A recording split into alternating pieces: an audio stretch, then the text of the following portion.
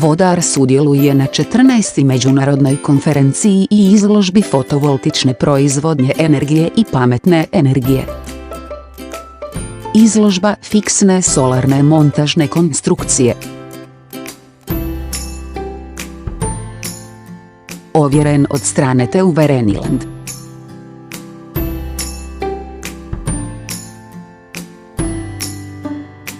Dijelovi za probijanje i zabarivanje.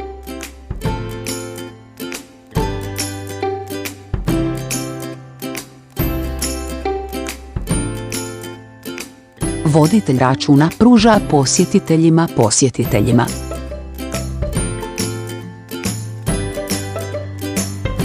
Sastanak s klijentima.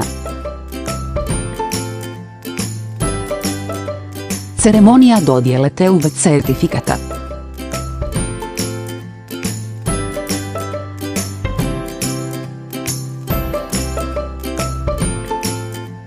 Tijekom izložbe vodar pokazuje proizvodnu sposobnost i postiže daljnji odnos s našim postojećim klijentima.